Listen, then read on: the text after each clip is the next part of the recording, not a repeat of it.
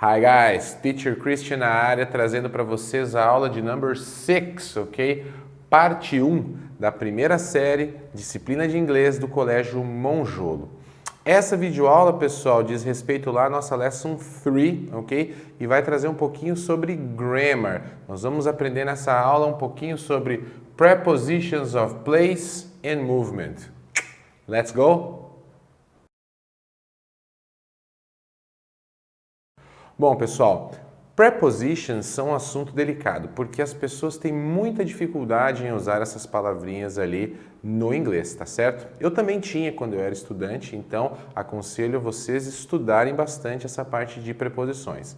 As prepositions são palavras, tanto em português quanto em inglês, que servem para ligar ali, né, o verbo e o seu complemento, tá certo? Quando o verbo é transitivo e indireto. Vocês devem ter estudado isso aí na aula de português, no inglês é a mesma coisa. Acontece que as prepositions podem ser usadas para dar ideias diferentes àquilo que a gente está falando, ok?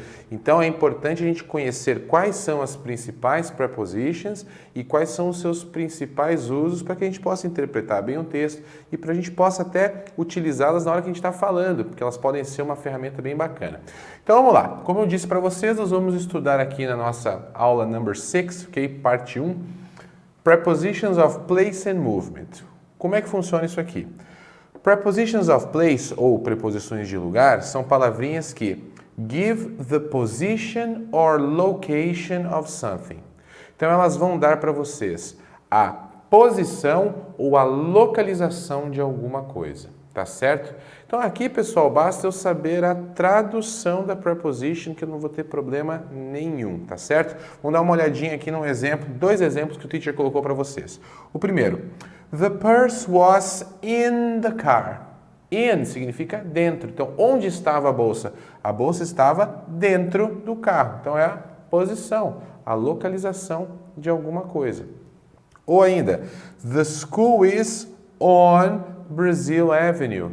A escola é na Avenida Brasil, ok? Então, as prepositions of place vão sempre dar essa ideia de uma posição ou uma localização. No livro de vocês há um quadrinho que nós vamos ver pessoalmente, que presencialmente durante a aula, alright? E o teacher vai dar para vocês a tradução de todas aquelas prepositions para que vocês não se confundam, tá certo? Assim a gente pode partir para a segunda parte, que seriam as prepositions of movement. Preposições de movimento. Então, como o próprio nome já diz, ok? O que elas vão ser? They will give information about the direction of an action. Então, essas prepositions de movimento, prepositions of movement, vão nos dar a informação da direção de uma ação, para onde aquela ação está indo, o movimento dela, ok? Então, elas são bastante importantes, até como complementos dos verbos. Quer ver só? Coloquei um exemplo aqui, ó. She walked up the street. Se eu colocasse só she walked the street, ela caminhou na rua. Eu não sei se ela está subindo ou se ela está descendo. Quando eu coloco a preposition up, que é uma preposition of movement, eu já sei que ela estava subindo, porque eu sei que up é para cima. She walked up the street.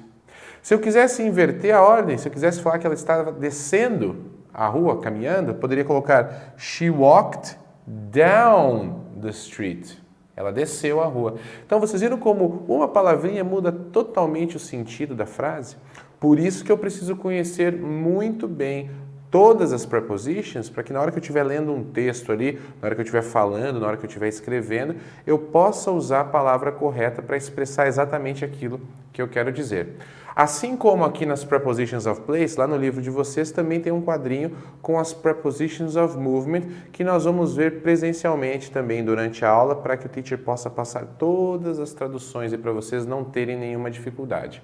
Mas com relação às prepositions of place e prepositions of movement, pessoal, é isso, tá certo? Agora nós temos que continuar aí praticando e é isso que vamos fazer com as atividades que a gente tem ali no livro. Let's go! Hands on!